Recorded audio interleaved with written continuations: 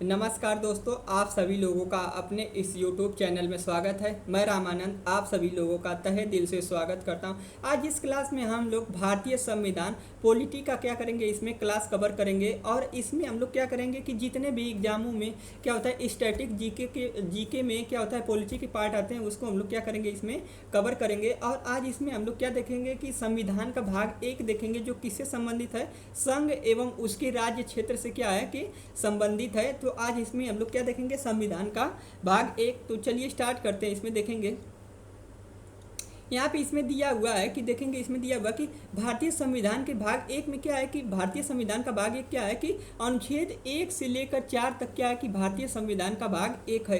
भारतीय संविधान का भाग कहाँ से कहाँ तक है, तो अनुच्छेद 1 से लेकर 4 तक जो दिया हुआ है, अनुच्छेद 1 से 4 तक भारतीय संविधान के भाग का हिस्सा है, जिसको क्या कहते हैं, संघ और उसका राज्य क्षेत्र, जिसको हम लोग क्या कहते हैं, संघ और उसका राज्य क्षेत्र। तो भारतीय संविधान का भाग 1 क्या है कि संघ और उसका राज्य क्षेत्र। और इसमें कितने आर्टिकल्स आते हैं, तो अनुच्छेद 1 से लेकर अनुच्छेद 4 तक के क्या आते हैं कि अनुच्छेद इसमें आते हैं। तो इसमें हम लोग आगे देखेंगे, तो इसमें क्या कहता है कि भारतीय संघ और उसका राज्य क्षेत्र क्या होता है। तो इसमें देखेंगे, इसमें क्या होता है कि भारत राज्यों का संघ है।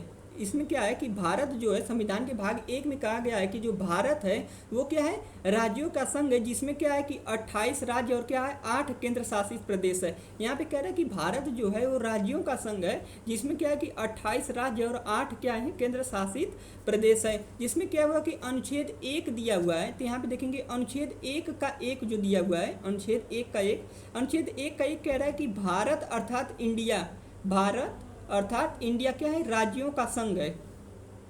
भारत अर्थात इंडिया क्या है, राज्यों का संघ है। फिर इसमें कह रहा है कि अनुच्छेद 1 का 2 क्या कर रहा है, अनुच्छेद 1 का 2 कह रहा है कि राज्य उनके राज्य क्षेत्र वे होंगे। इसमें कह रहा है कि राज्य और उनके राज्य क्षेत्र वे होंगे जो पहली अनुसूची में विनिर्दिष्ट हैं। इसमें कह रहा है कि संविधान 1 का 2 कह रहा है कि राज्य और उनके राज्य क्षेत्र वे होंगे जो पहली अनुसूची में क्या है, विनिर्दिष्ट हैं। आगे इसमें देखेंगे तो संविधान 1 का जो 3 दिया हुआ है, संविधान 1 का भाग जो 3 दिया हुआ है, तो संविधान 1 का भाग 3 कह रहा है कि भारत के राज्य क्षेत्र में अर्जित, इसमें कह रहा है कि संविधान के भारत के राज्य क्षेत्र में अर्जित किए गए अन्य राज्य क्षेत्र समाविष्ट होंगे। इसमें कह रहा है कि भारत जो है उसके राज्य क्षेत्र में अर्जित यदि अन्य कोई क्षेत्र समाविष्ट किए जाएंगे तो वो किसके अंतर्गत आएंगे, तो अनुच्छेद 1 के 3, अनुच्छेद 1 के 3 के अंतर्गत आएंगे। आगे हम लोग देखेंगे, इसमें आगे इसमें दिया हुआ कि अनुच्छेद 2 देखेंगे। तो अनुच्छेद 2 कह रहा है कि भारत की संसद को विधि द्वारा, इसमें क्या कह रहा है कि भारत की संसद को विधि द्वारा ऐसे निबंधों और शर्तों पे जो ठीक समझे संघ में नए राज्यों का प्रवेश या उनकी स्थापना की शक्ति प्रदान की गई। इसमें कह रहा है कि जो अनुच्छेद 2 है उसमें कह रहा है कि भारत की संसद यदि विधि द्वारा ऐसे निबंध या शर्तों पर जो ठीक लगे, जो ठीक हो, समझ में क्या हो, ठीक हो, तो नए राज्यों का प्रवेश या उनकी स्थापना की शक्ति प्रदान की गई है। तो यदि क्वेश्चन पूछे कि किस संविधान के किस अनुच्छेद के तहत नए राज्यों के प्रवेश या उनकी स्थापना की शक्ति प्रदान की गई है, तो किसके तहत की गई है, अनुच्छेद 2 के तहत। और कौन कर सकता है, तो कौन कर सकता है कि भारत की संसद जो है विधि द्वारा क्या कर सकती है, नए राज्यों का निर्माण कर सकती है या नए राज्यों को प्रवेश कर सकती है। आगे इसमें देखेंगे अनुच्छेद 2 क्या कर रहा है कि अनुच्छेद 2 क्या कर रहा है कि नए राज्यों का निर्माण या वर्तमान राज्यों की क्षेत्र सीमाओं या नाम में परिवर्तन संसद विधि द्वारा कर सकती है। इसमें कह रहा है क्वेश्चन आगे, इसमें अनुच्छेद 3 क्या कह रहा है कि यदि नए राज्यों का निर्माण करना हो, जैसे कई स्टेट को काट कर, जैसे स्टेट को काट कर नए स्टेट का निर्माण करना है या वर्तमान स्टेट में किसी का नाम चेंज करना है, तो क्या होता है कि अनुच्छेद 3 के तहत संसद विधि द्वारा ये क्या कर सकती है कि नए राज्यों का निर्माण कर सकती है या क्या कर सकती है कि जो वर्तमान राज्य उसके नाम में क्या कर सकती है, परिवर्तन कर सकती है। आगे इसमें देखेंगे अनुच्छेद 4 क्या कह रहा है। तो अनुच्छेद 4 में कहा गया कि अनुच्छेद 4 क्या है कि भारतीय संविधान का एक हिस्सा है। अनुच्छेद 4 भी क्या है कि भारतीय संविधान का एक हिस्सा है, जो अनुच्छेद 2 और अनुच्छेद 3 के तहत बनाए गए कानून से संबंधित है। ये जो अनुच्छेद 4 क्या होता है कि जो अनुच्छेद 2 और अनुच्छेद 3 में जो कानून बनाए गए हैं उससे क्या है कि संबंधित है। यह बताता है कि इन अनुच्छेदों के तहत क्या करता है कि यह बताता है कि इन अनुच्छेदों के तहत बनाए गए कानून अनुच्छेद 368 के तहत संविधान में संशोधन नहीं माने जाएंगे।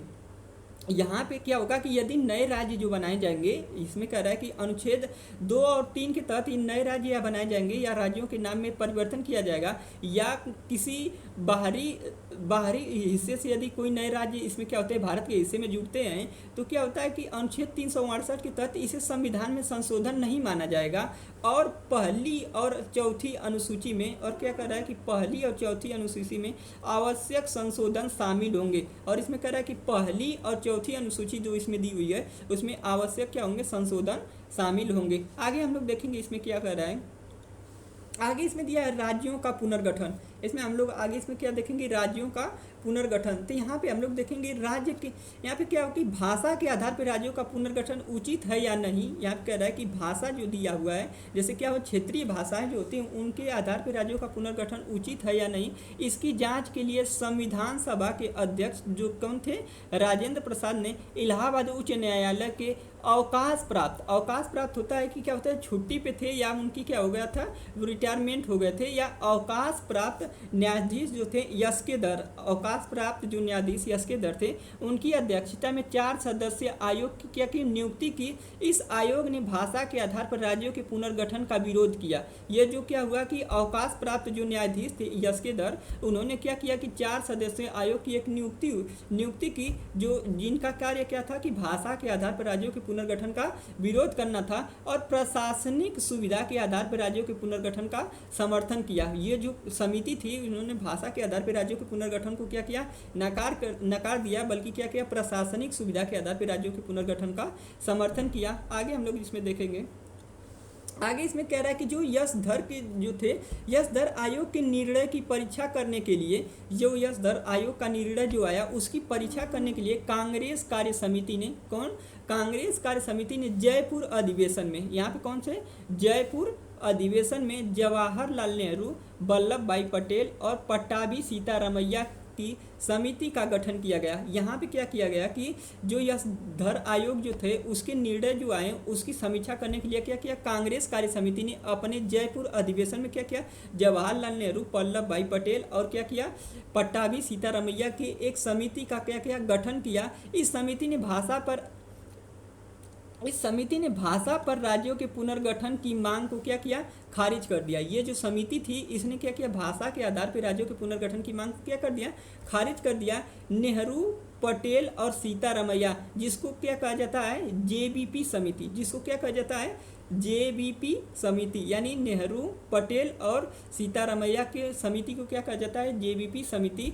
इस समिति ने रिपोर्ट के बाद क्या किया कि मद्रास राज्य के तेलुगु भाषियों ने पोट्टी श्री रामुल्लू के नेतृत्व में आंदोलन प्रारंभ कर दिया। जो यहाँ पे जेबीपी समिति का जो निर्णय आया, जिसने क्या किया कि भाषा के आधार पर राज्यों के पुनर्गठन का क्या किया कि खारिज कर दिया, तो उसके बाद क्या कि मद्रास में जो तेलुगु भाषी लोग थे उन्होंने क्या किया, पोट्टी श्री रामुल्लू के नेतृत्व में क्या किया, आंदोलन प्रारंभ कर दिया। और क्या हुआ कि इसमें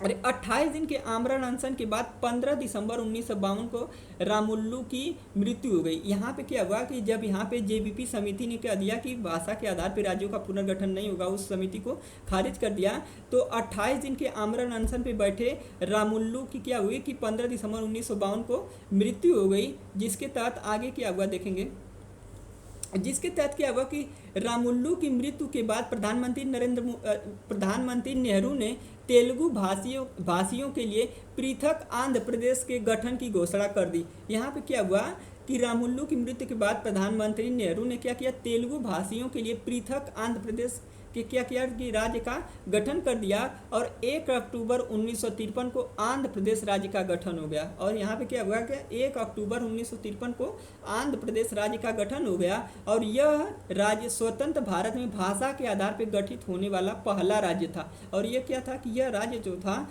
स्वतंत्र भारत में भाषा के आधार पर गठित होने वाला कौन सा राज्य था, पहला राज्य था। उस समय आंध्र प्रदेश की राजधानी क्या थी, करनूल थी। उस समय जब यहाँ पे क्या हुआ कि जब भाषा के आधार पे आंध्र प्रदेश बनाया गया तो उस समय आंध्र प्रदेश की राजधानी क्या थी, करनूल थी। आगे इसमें हम लोग देखेंगे कि राज्य पुनर्गठन आयोग के अध्यक्ष कौन थे, तो राज्य पुनर्गठन आयोग के अध्यक्ष कौन थे, फजल अली थे। राज्य पुनर्गठन आयोग के अध्यक्ष कौन थे, तो फजल अली थे। इसके अन्य सदस्य कौन थे, तो पंडित हृदयनाथ, कौन थे? पंडित हृदयनाथ और पंडित हृदयनाथ कुंजरू। और कौन थे? सरदार के.एम. पडिक्कर। और कौन थे? सरदार के.एम. पडिक्कर। आगे हम लोग देखेंगे इसमें क्या हुआ। फिर उसके बाद क्या हुआ? राज्य पुनर्गठन अधिनियम जुलाई 1956 में पास किया गया। राज्य पुनर्गठन अधिनियम जो था उसको कब पास किया गया? तो जुलाई 1956 में पास किया गया। इसके अनुसार भारत में 14 राज्य एवं 6 केंद्र शासित प्रदेश थे। इसके अनुसार भारत में 1956 में जब राज्य पुनर्गठन अधिनियम क्या हुआ, पास हुआ, तो उस समय भारत में कितने राज्य थे? 14 राज्य और 6 केंद्र शासित प्रदेश शामिल थे। और आगे इसमें देखेंगे क्या हो कि राज्य पुनर्गठन आयोग 1953 में गठित हुआ था। राज्य पुनर्गठन जो आयोग था उसका गठन कब हुआ था? 1953 में हुआ था। लेकिन इसको पास कब किया गया? तो 1956 में इसको क्या कर दिया गया कि अधिनियम बनाकर इसको पास कर दिया गया। आगे इसमें क्या हुआ कि नवंबर 1954 में, आगे क्या हुआ, नवंबर 1954 को फ्रांस की सरकार ने अपनी सभी बस्तियां पांडिचेरी, यनाम और चंद्रनगर और केरिकल को भारत को सौंप दिया। और यहाँ पे आगे क्या हुआ कि नवंबर 1954 को फ्रांस जो था, फ्रांस की सरकार ने अपनी सभी बस्तियां जो पांडिचेरी में, यानाम में, चंद्रनगर और केरिकल में जो बसाई थी उसको क्या कि भारत को सौंप दिया। और 28 मई 1956 को इस संबंध में क्या हुआ कि संधि पर हस्ताक्षर हुए। इस संबंध में क्या हुआ? संधि पर हस्ताक्षर हुए। इसके बाद इन सभी को मिलाकर पांडिचेरी संघ राज्य का गठन किया गया। और इन सभी को मिलाकर क्या किया गया कि पांडिचेरी संघ राज्य का गठन किया गया। आगे हम लोग देखेंगे इसमें क्या हुआ। आगे इसमें देखेंगे कि भारत सरकार ने 18 दिसंबर 1961 को गोवा, इसमें क्या हुआ कि भारत सरकार उसके बाद क्या की कि 18 दिसंबर 1961 को क्या किया? गोवा, दमन व दीव को मुक्ति के लिए क्या किया? पुर्तगालियों के विरुद्ध कार्रवाई की और उन पर क्या किया? पूर्ण अधिकार कर लिया। यहाँ पे क्या हुआ कि भारत सरकार ने क्या किया? 18 दिसंबर 1961 को गोवा, दमन व दीव की मुक्ति के लिए पुर्तगालियों के विरुद्ध क्या किया? कार्रवाई की और उन पर क्या किया कि पूर्ण अधिकार प्राप्त कर लिया। और 12वीं संविधान संशोधन द्वारा, और क्या किया गया? 12वें संविधान संशोधन द्वारा गोवा, दमन व दीव को प्रथम परिशिष्टि में शामिल करके भारत का अभिन्न अंग बना दिया गया। और यहाँ पे क्या हुआ कि 12वें संविधान संशोधन द्वारा गोवा, दमन व दीव को प्रथम परिशिष्टि में शामिल करके भारत का अभिन्न अंग बना दिया गया। आगे इसमें देखेंगे क्या हुआ? क्षेत्रीय परिषद। आगे इसमें फिर क्या हुआ? क्षेत्रीय परिषद। तो क्षेत्रीय परिषद क्या होता है कि भारत में 5 क्षेत्रीय परिषद हैं। भारत में कितने क्षेत्रीय परिषद हैं? तो भारत में 5 क्षेत्रीय परिषद है। इनका गठन राष्ट्रपति के द्वारा किया जाता है। क्षेत्रीय परिषद का गठन किसके द्वारा किया जाता है? राष्ट्रपति के द्वारा किया जाता है। और भारत में कितने क्षेत्रीय परिषद हैं? 5 क्षेत्रीय परिषद हैं। और केंद्रीय गृह मंत्री राष्ट्रपति द्वारा मनोनीत केंद्रीय मंत्री क्या होता है? क्षेत्रीय परिषद का अध्यक्ष होता है। क्षेत्रीय परिषद का अध्यक्ष कौन होता है? तो जो केंद्रीय गृह मंत्री होते हैं या राष्ट्रपति होते हैं, उनके द्वारा केंद्रीय मंत्री या क्षेत्रीय परिषद का क्या करते हैं? किसका गठन करते हैं। और आगे इसमें क्या होता है कि संबंधित राज्यों के मुख्यमंत्री उसके क्या होते हैं? उपाध्यक्ष होते हैं। ये क्या होता है कि राष्ट्रपति या गृह मंत्री अपने मंत्रिपरिषद में से जिस को उसमें क्या करता है कि उसका क्षेत्रीय परिषद का अध्यक्ष बनाता है। और साथ ही संबंधित राज्यों के जो मुख्यमंत्री होते हैं उसके क्या होते हैं?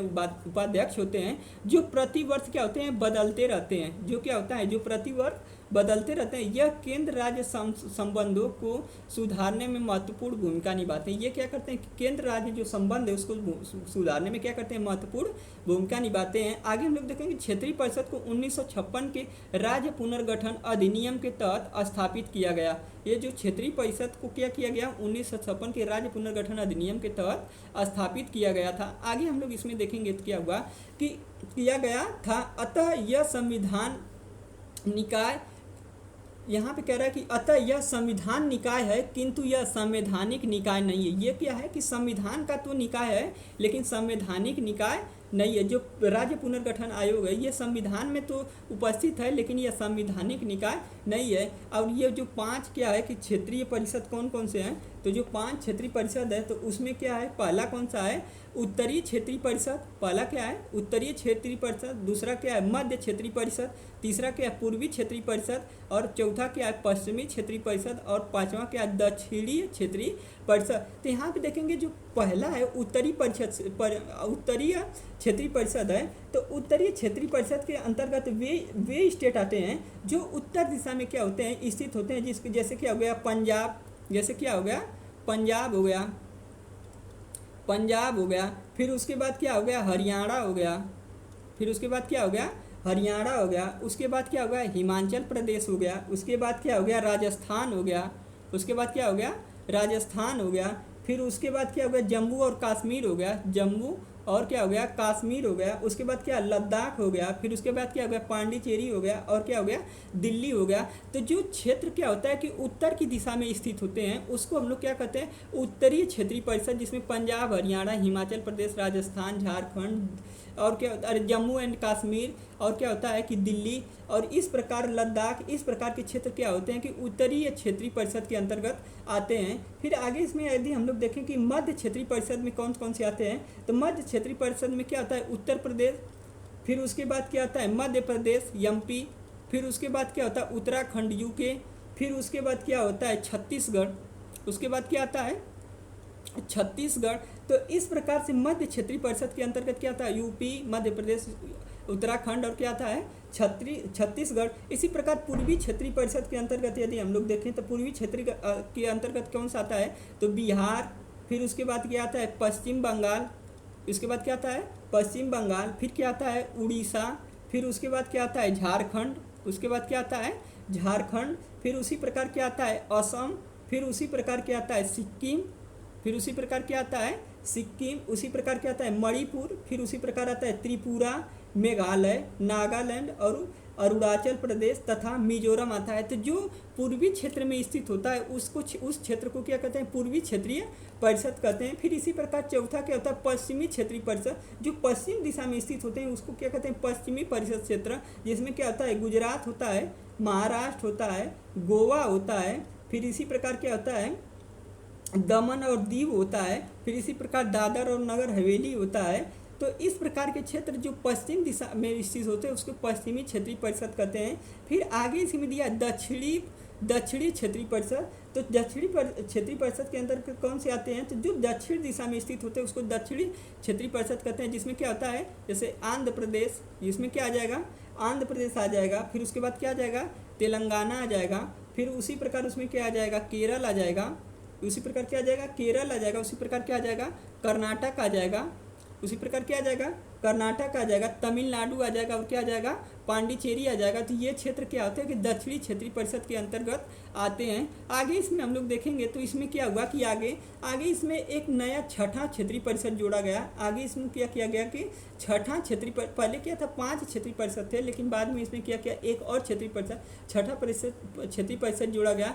इसका गठन क्या किया गया सदस्यीय अधिनियम पूर्वोत्तर परिषद अधिनियम 1971 द्वारा किया गया। इसको किसके द्वारा दिया गया था तो 1971 द्वारा इसको किया गया कि क्षेत्रीय परिषद, इसको पूर्वोत्तर परिषद अधिनियम 1971 द्वारा किया गया। और क्या किया गया यह 8 अगस्त 1972 में अस्तित्व में आया। और ये कब अस्तित्व में आया तो 8 अगस्त 1972 को अस्तित्व में आया। इसके सदस्य में असम, मणिपुर, मिजोरम, अरुणाचल प्रदेश, नागालैंड, मेघालय, त्रिपुरा तथा सिक्किम शामिल किए गए। और जो ये पूर्वोत्तर परिषद आए इसके अंतर्गत कौन कौन से स्टेट शामिल किए गए तो कौन किए गए असम, मणिपुर, मिजोरम, अरुणाचल प्रदेश, नागालैंड और क्या मेघालय, त्रिपुरा, सिक्किम, तमिलनाडु और क्या किया गया इसको शामिल किया गया। 1954 में सिक्किम पूर्वोत्तर परिषद का क्या हुआ 8वां सदस्य बना। और यहाँ पे क्या कह रहा है कि 1954 में क्या किया सिक्किम जो पूर्वोत्तर परिषद का 8वां सदस्य बना। इसके कार्य कुछ अतिरिक्त कार्यों सहित क्या हुए वही हैं जो क्षेत्रीय परिषद के हैं। यहाँ पे जो क्षेत्रीय छठवां है जो पूर्वोत्तर परिषद क्षेत्र है इसके भी कार्य वही हैं जो क्या होते हैं कि जो आगे के जो 5 क्षेत्रीय परिषद थे वही कार्य इसके भी हैं। तो आज की क्लास में हम लोग यहीं तक कवर करेंगे और कल की क्लास में हम लोग इसी चैप्टर से रिलेटेड क्या देखेंगे कि राज्य पुनर्गठन आयोग के तहत कौन कौन से राज्यों को क्या किया गया, कि जो 14 राज्य थे उसके बाद उनके क्षेत्रों को काट कर कौन कौन से राज्य कब बनाए गए। तो कल की क्लास में हम लोग उसको क्या करेंगे, कवर करेंगे। यदि सेशन अच्छा लगे तो लाइक, सब्सक्राइब और शेयर ज़रूर करें, और क्या करें कि वीडियो को ज़्यादा से ज़्यादा लोगों तक पहुँचाएँ, जिससे क्या हो कि हमारा भी क्या हो कि मनोबल क्या हो कि बढ़े, और जिससे हम अच्छे से अच्छे कंटेंट ला सकें। धन्यवाद।